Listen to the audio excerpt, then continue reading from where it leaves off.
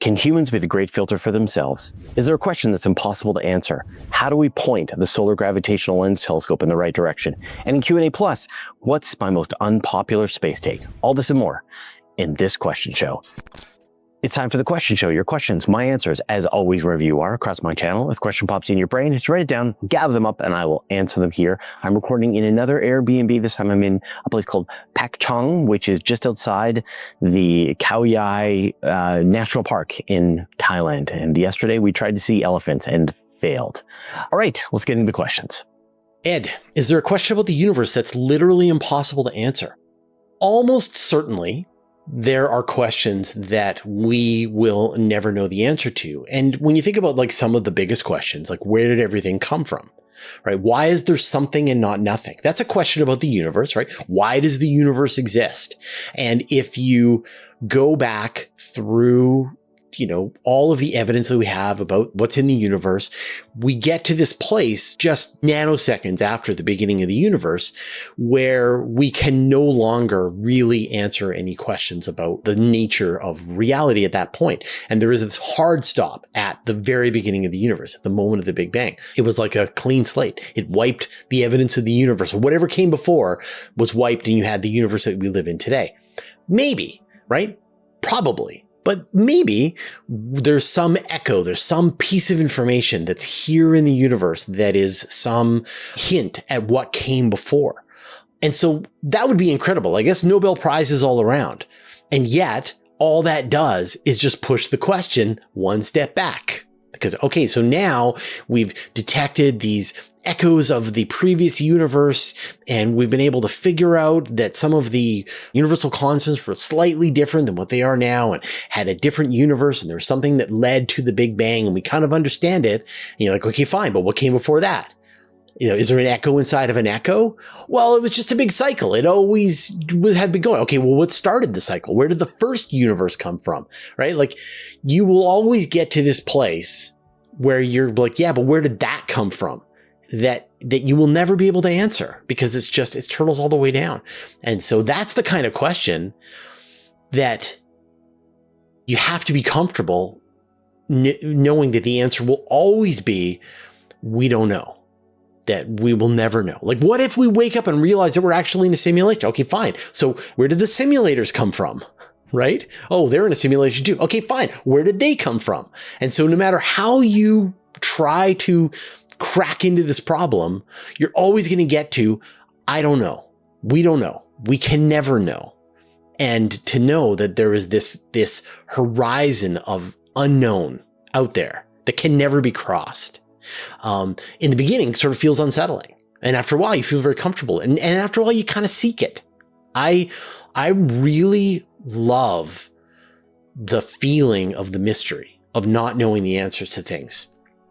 And I think that's like a place you get to where some mysteries you hope are going to unfold and you'll find out the answer. Other ones, you have to just be comfortable in that uncertainty. And I think it's fine. Paige Potter, if the great filter is ahead of us, what part of human nature do you think will be tested most? The great filter is not a test of human nature. If it exists, the great filter is an inevitable outcome of an intelligent species if it's ahead of us. So like the gist of the great filter, this is the theory by Robin Hanson, that the way you explain the Fermi paradox, the lack of us seeing aliens, is that there's something bad happens to every civilization. Now, maybe the great filter is behind us, that the great filter stops new species from becoming multicellular. And so we've somehow passed through the great filter and now the universe is ours to explore. But maybe the great filter is in front of us, that we have yet to run across the great filter. But when you think about the numbers involved, when you think about the 100 billion stars that are in the Milky Way with multiple planets, that is hundreds of billions of separate planets where life could have started. And if life started on many of those worlds would have gotten advanced and become technological civilization. And yet none of them went on to fill the solar system with von Neumann probes. We don't see monoliths poking out of the moon from all of the civilizations that have visited us and left their calling cards. The universe seems empty. And so if the great filter is in front of us, then it is something that has snuffed out every single technological civilization before it was able to expand out of its home system. All of them. In a way that was 100%, right? And so we can't predict it. Because if it's a thing that we can predict, it's the thing the other civilizations could have predicted, they could have avoided it. And so there's no aspect of human failing that it would play upon, because it would literally play upon the exact same failing of all aliens, all technological civilizations. It's the thing that unites all technological civilizations, is they are doomed by the great filter. So, and there are things that we can imagine, like, the robot uprising, getting hit by an asteroid strike, having a nuclear war. Those are all things we can imagine. Therefore, they're ruled out because we can avoid them. We can use our wisdom to get around these things. Like maybe there's some kind of a science experiment. Maybe you get to a certain level of technology and you accidentally light your atmosphere on fire. It happens every time. That's the kind of thing. So like, is it progress? The human failing is that we want to keep coming up with new technology, I guess. Ambition? Maybe, but it seems pretty broad because it's happened to every alien civilization out there too. Jay Cowan, using our sun's mass as a gravitational lens to create a telescope sounds great, but how do you steer it and point it in different directions? Sounds pretty limited. Yes, using the sun as a gravitational lens is extremely limited. In order to use the sun's gravity, you have to take your spacecraft out to a distance of 550 plus astronomical units away from the sun. Then once you're out there, then you look at the sun, you block the light from the sun, you see the distorted gravitational image around the sun of whatever it is that you're looking at, and it magnifies the light to your telescope by orders of magnitude. It's like 30,000 times or something like that. Like, it's huge. It will allow you to see a megapixel image of an exoplanet that is, say, 100 light years away on the other side of the sun. So that's the upside. The upside is that you're seeing 1,000 pixels by 1,000 pixels of a planet. You're literally seeing the continents, mountains, the oceans, the weather systems on that planet. The downside is that you can only look at that one object. And so to say you're limited, yeah, you cannot steer this telescope. You can only look at the one object. That when you launch your spacecraft, it has to go down this very specific cone, this corridor on the other side of the sun from whatever it is the target that you're trying to image. It has to remain within that very tight area the entire time. Just keeps getting farther and farther away from the sun, watching the sun, and sort of keeping itself in line with the sun and then whatever it is, the target that you're attempting to image. And so if another even better planetary system has been discovered and you want to be able to get eyes on that planet, you have to launch another spacecraft out to the solar gravitational lens to image it. And so whichever world is chosen to be the target for the solar gravitational lens telescope, it's got to be pretty special because it's going to be very expensive to send a spacecraft 500 plus astronomical units away within a normal human lifetime. It's time to shout out our new patrons at the $5 level and above. John McMurray, Dan Lane, Vitor Murtiera, Sorceress One, JT, David Hurlbert, Kiba, Jerry Drake, Craig Allen Carr, and Oscar N. Join our community at patreon.com/universe today. Syndrome. How do I begin introducing my 4.5-year-old to science fiction? Are there particular books or resources that you can recommend? I think with a 4.5-year-old, I would recommend more science fiction television shows and movies, like The Iron Giant. Maybe that's a little scary. I mean, I think you need to let their interests be your guide. And like when I was that age, I was more interested in dinosaurs and just space in general. And it wasn't about science fiction. It was about, I wanted to know about the reality. I had books that I loved to look at the pictures of the universe and space. And so I think you just have to sort of help them, take them to the library and then sit down with different books and see what they like to look at. And then use that as a way to kind of follow and judge and guide. I mean, science fiction is great if that's what you're into. And most people are, right? If you go and ask a person what their favorite movies are, they're going to give you a list that largely contain science fiction movies, right? So, chances are 50-50 they're going to be into science fiction. And then your job is to just kick back. And chances are they're going to want to get into anime, science fiction, things you're not super into. But don't worry, they'll come around in the end. It's funny, my son is 21 now, and he's on a tear reading. And he's very much, okay, what's next? Like, what's next? What do I read next? And so I've been feeding him all of my recommendations, and he's just been destroying them. And then he's giving me tons of recommendations because he's starting to really develop his own taste. So, he read a lot of more simple science fiction, like, Andy Weir. Sorry, Andy, but they're accessible, right? He read the Weir Legion, Weir Bob books, but then he's gone, he read Slaughterhouse-Five and is now reading Ian M. Banks and giving me feedback about the books as he reads them. And, you can't force it, but you can absolutely be there and provide nuanced recommendations as a person goes down this journey of enjoying. Like, you can recommend the good stuff and keep them away from the poorly written stuff. People got great recommendations. Planetarium, go out and see a meteor shower when you can. Teach them about the phases of the moon. Yeah, there's lots of good stuff that you can do that will encourage them to be interested in science and science fiction and all that. Old timer.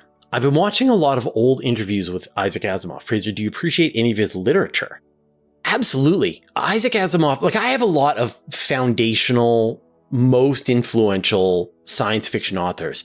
And a big part of that was just when I discovered science fiction. So I was born in the 70s. And when I grew up, both of my parents were actually quite into science fiction. And so they had just the best home library sitting there. And it had Heinlein, Niven. My dad was really a big fan of Niven, and then a bunch of Isaac Asimov books and Ray Bradbury. So I had these classic science fiction stories from their youth just sitting there on this bookshelf. And when I was sort of at the right age and I was starting to read, and I was really starting to get into science fiction, I really liked Star Trek, and I was starting to get into astronomy. I was probably maybe 11 or so. And then in my high school, my teacher, and oh my God, I'm thinking about this for the first time. I've never talked about this before. So when I was in elementary school, in grade 6, my teacher, my teacher, at that point, you have one teacher for all your classes, gave us as our reading assignment, Have Spacesuit Will Travel. It's a science fiction, but it's a kid's science fiction book written by Robert Heinlein. And I read the book and it was just great. Adventure, rocketing around the solar system, lots of danger. And for my young mind, it was fantastic. And then I finished that. And then I came to my dad and I said, I really enjoyed this. I see you've got Heinlein's on the bookshelf. Tell me more. And so he recommended a couple of the books that were in his library that were sort of the next level. So I read a bunch of Heinlein. There were tougher Heinleins, and then kind of moved on from there, read Larry Niven, really enjoyed those, and then moved on to Isaac Asimov. And, I read the Robot series. I read some of his nonfiction books. He wrote just amazing science books. And eventually I made it around to the Foundation books. And for me, they were life-changing. I had already watched Star Wars when I was 6 or whatever, and I had watched a ton of Star Trek. But when you read Foundation, you get it. You get where they were all coming from. He wrote the sort of proto space opera, and that all of those other shows were kind of adapt. I read Dune. I read all the Dune books as I was going through high school. But I would say it was Heinlein, Bradbury, Asimov, Niven were kind of this core group of sci-fi authors. But then I read, oh man, I took track one summer. I think I must have read 40 or 50 science fiction books in between school. So yeah, I was really into it. And Asimov was a big influence on me, and still is. I still go back and reread a lot of my Asimov books every couple of years. And I mentioned this in a previous episode. I went and reread my Zelazny books, which are also really influential to me. And there's a bit of a meme that the best science fiction was written from the 1960s to the 1980s. And I really want to fight against that because there's a lot of newer science fiction that's terrific, but there is so much good science fiction written back then when the authors were starting to figure out these big ideas, trying to understand the consequences of alien contact, of faster than light travel, of dealing with relativistic velocity, of the future changing on a society that is unprepared for it. And a lot of those things that are just tropes today in science fiction, they were all figured out back between the 60s and the 80s. So if you haven't, go back and read some of those sci-fi books from back then. Yeah, Asimov was a treasure. Paige Potter, what's your most unpopular space take? Obviously, it's the one where I think we're alone in the universe.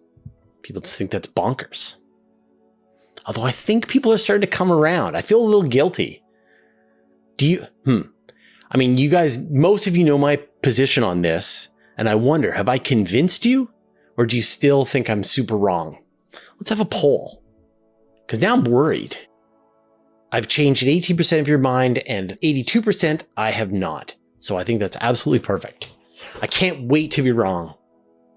Yeah, specifically, when I said change your mind, I'm asking, before you started watching my channel and heard my position on extraterrestrials, you were like, yeah, life has to be everywhere. The answer to the Fermi paradox is we just haven't looked. And now you're like, this is very compelling that we don't see any aliens. And so it could mean that we're alone. All right, those are all the questions that we had in this episode. Thank you, everyone who put your questions into the YouTube comments, everybody who joined me for the live show. I will be back in my regular office within a couple of days now. So we're flying back, I think, tomorrow from when I'm recording this. So then we will be sort of back into our normal schedule with all of the other interviews and stuff coming out. Now, I'm going to talk about something that's very serious, but first, I'd like to thank our patrons. Thanks to Abe Kingston, Barry Lake Roofing, Brian Bodie, Caradwin, Chuck Hawkins, Commander Baylock, Dark Finga, Dave Verbuff, David Giltonen, David Matz, Evan Pro, Greg Feely, James Clark, Jeremy Mattern, Jim Burke, Jordan Young, Josh Schultz, Marcel Sitz, Michael Purcell, Northspace, OneStepForAnimals.org, Paul Robrock, Ren Kaidi, Richard Williams, Sean Sargent, Stephen Fowler Munley, Team 49, Telescopes Canada, and Wolfgang Klotz, who support us at the Master of the Universe level. And all our patrons, all your support means the universe to us. So if you are following Dylan O'Donnell, who is another YouTube astronomy educator, you probably have learned that he's been diagnosed with esophageal cancer. And he posted on YouTube and he posted on Facebook, so it's public knowledge, I guess. Right now, we don't know what the diagnosis is. We don't know what stage it's at. So that's going to really sort of define the treatments. But this is a really tricky cancer. So he's going to have a real battle on his hands. And so he said that he's going to be stepping back from a lot of the public stuff and focusing on what matters most, which is going to be his health. And it makes total sense. And it's so hard because you just get this out of the blue, right? Like cancer, like it just goes after anybody and everybody. And, with Dylan's announcement, and of course we had Dr. Becky a few months ago, it just shows you how, precious health is and how, this can face something that faces all of us. And, I'm sure, I know some of you watching this right now have this diagnosis and, people in my family are struggling with cancer right now. And it seems so unfair. And I don't know what to say except Dylan, we're thinking about you. We're pulling for you as best whatever we can do. And we really hope that you have a good diagnosis, successful treatment, and you come out the other side of this as quickly as possible. All right. We'll see you next time.